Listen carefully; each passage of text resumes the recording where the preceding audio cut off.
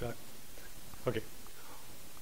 Welcome back to On the Record. I'm here with Doug Cooke in the McAfee offices just outside of Toronto. Welcome to the show. Nice to see you, Robert. So McAfee's been in the news a lot over the past 18 to 24 months with the Intel takeover and everything else. But first, before we even get into the Intel and any of that part of stuff, I want to talk about just the very fact that the bad guys in this industry are becoming so much more technical and so much better at what they're doing. I hate to say it in those words, but they really are. What's McAfee doing to balance that out? Well, you're certainly correct, Robert, in that the threat continues. I can sort of sum it up by saying, increased volume, increased sophistication. So if you look at our most recent Q2 threat report, where we just start to give a status of where we're at in the industry, we see continuing new malware threats. We expect to be somewhere around 100 million unique malware samples in our database of samples by the end of the year. So, as I said, the volume continues to increase. But what is more interesting that you alluded to is the sophistication. We're seeing a great increase in rootkits. These are the malicious code that tries to really stay stealth, not be noticed by users, stay on system for a long time. We're seeing a significant increase in those types of threats. We're seeing a new type of threat with signed malware, where organizations, organized crime, are using stolen Microsoft certs or other certificates that make malware look like official software, and that's a concern to us. And we're seeing something new called ransomware, where a Trojan takes over a system and then demands money from that end user to get that system back. So lots of very interesting, sophisticated things. Probably the thing that's most interesting to people these days is the increase in the mobile threat. The Android is definitely under attack. The number of new variants of malware in that environment is the actual number isn't high, but the growth in that area is fairly dramatic. So lots of good things going on, and of course we're reacting in a variety of ways with lots of new technology to combat in a variety of different ways. Yeah, it seems like it's a never-ending war. And I mean, if a reseller out there says, well, okay, 5 years ago or 10 years ago, I got all my people up to date and they had all the newest equipment and so on, or newest, antivirus and so on. They think that they're there. Are they?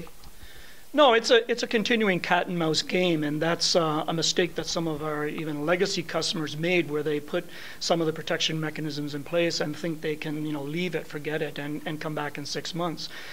These are tools. All the security tools are something that needs to be maintained on a very regular basis. You need to review your configuration settings at least every 3 months to make sure you're adapting to the new threats that are coming out from the hackers. So it's not a set and forget. This is something that you have to look at all times. And the other thing that hackers do is they're always looking for new attack vectors. So you're always having to plug holes in different areas. It's kind of like one of those whack-a-mole. It started off on your desktops. It went to servers. It went to web devices. Now it's going to mobile. And you have to continue to put mechanisms in place for all those different areas to address the security need.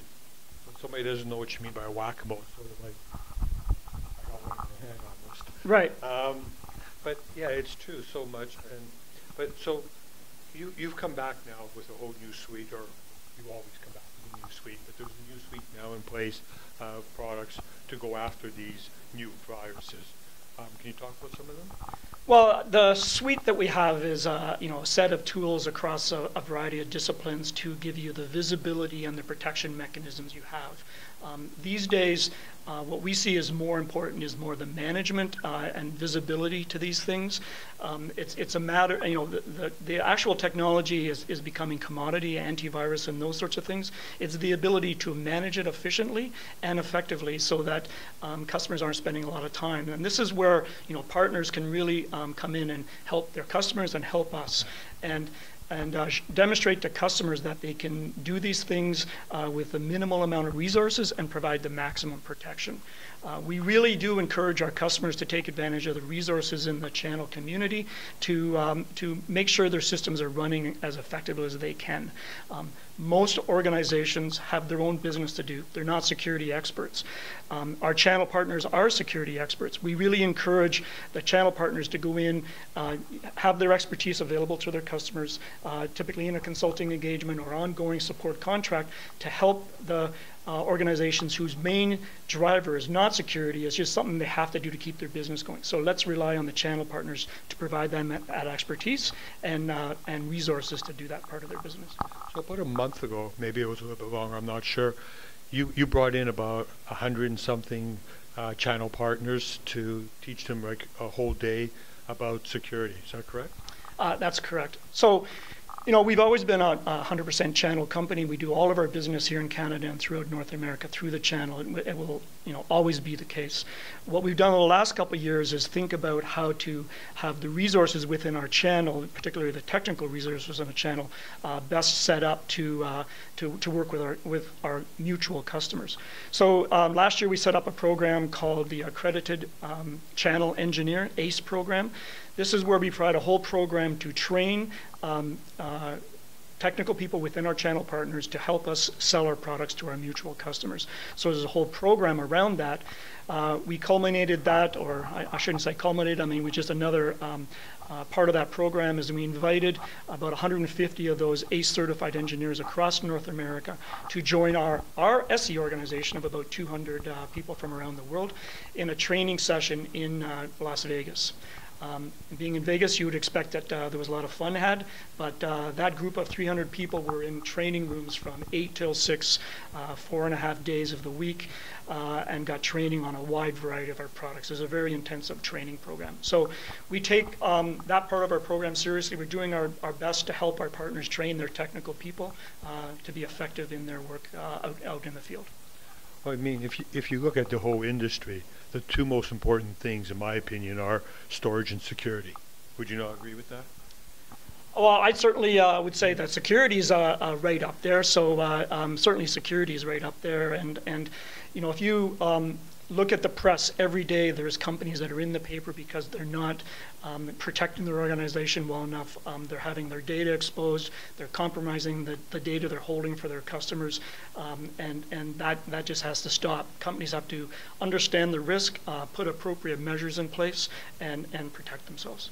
So one of the biggest problems that people, like end users and even a lot of the channel people still think of is, well, I'm not going to go to the cloud because it's not secure. What's your answer to that? Well, I know mine. You know, certainly there's no issue in terms of being protected in the cloud. You simply have to think about your business a little bit differently.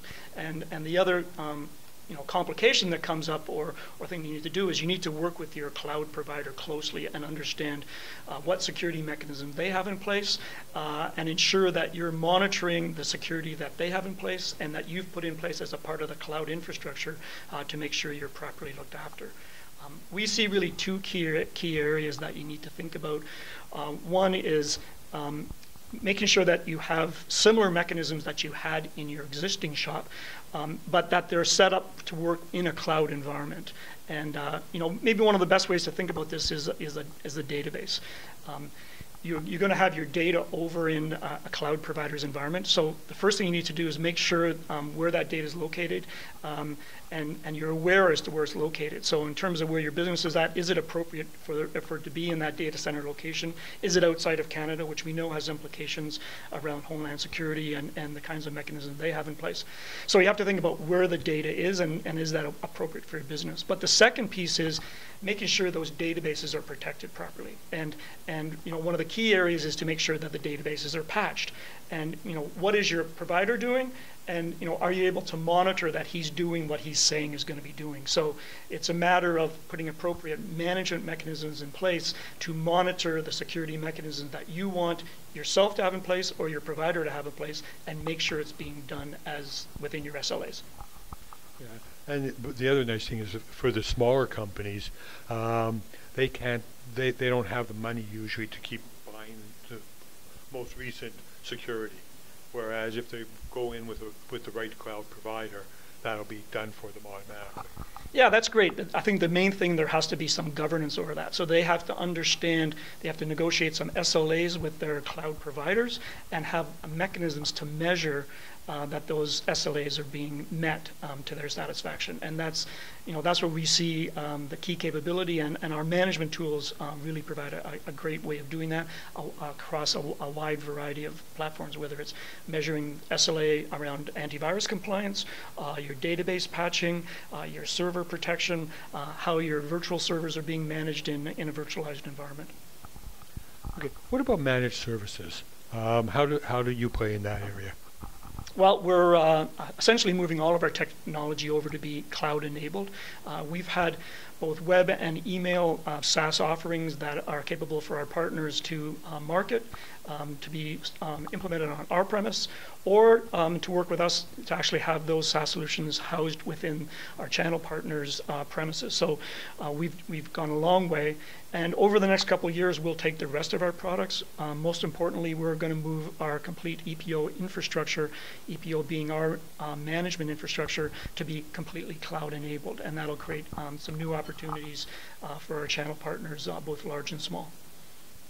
Sounds terrific. So let's go back to my very first beginning when we started, and we're going to end on that.